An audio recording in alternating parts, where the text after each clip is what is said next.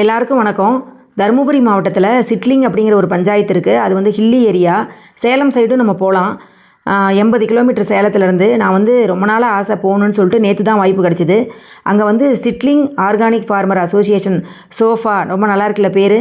அந்த நிறுவனம் வந்து அங்கே நடந்துகிட்ருக்குது. Farmer producer company. அங்கே வந்து 35 வருஷத்துக்கு மேலே ஒரு டாக்டர் ஃபேமிலி வந்து ட்ரைபலுக்காக சர்வீஸ் பண்ணிகிட்ருக்காங்க. கேள்விப்பட்டிருப்பீங்கன்னு நினைக்கிறேன். அவங்க வந்து இந்த ஆர்கானிக் ஃபார்மர் ப்ரொடியூசர் கம்பெனியை ஆரம்பித்து ரொம்ப சூப்பராக நடத்திட்டுருக்காங்க. நிறைய சிறுதானியத்தில் மதிப்பு கூட்டி விற்கிறாங்க. அதாவது ராகி, சோளம், கம்பு, இதில் வந்து அப்பளம், வடகம், அது மட்டும் இல்லாமல் லட்டு இந்த மாதிரிலாம் செஞ்சு விற்கிறாங்க. டர்மரிக்கும் விற்கிறாங்க, புளியும் விற்கிறாங்க. புளியும் அங்கே அதிகமாக விளையுது. நான் போகும்போது மணி 4:45, 5 மணிக்கு டான்னு அவங்க வந்து கம்பெனியை க்ளோஸ் பண்ணிடுவாங்களாம். காலையில் 8:30க்கு திறப்பாங்களாம். அதனால் அப்புறம் அவுட்லெட் இருக்குது, போய் பாருங்கள். நாங்கள் அதே மாதிரி அந்த அவுட்லெட்டை போய் பார்த்தேன். நிறைய பொருள் இருந்தது. எனக்கு தேவையானதெல்லாம் கொஞ்சம் வாங்கிக்கிட்டு டர்மரிக் பவுடரும் வாங்கிக்கிட்டேன், டெஸ்ட் பண்ணி பார்க்கலாம் அப்படின்னு சொல்லிட்டு. அதுக்கப்புறம் வந்து புளி வந்து ரொம்ப அதிகமாக விளையுது.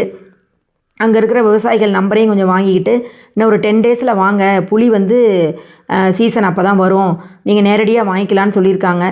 அதனால் வந்து அதையும் வாங்கிக்கிட்டு அதையும் பார்த்துட்டு, அதுக்கப்புறம் வரும்போது பார்த்தா நிறைய வந்து பாக்கு போட்டிருந்தாங்க, பாக்கு மரம்.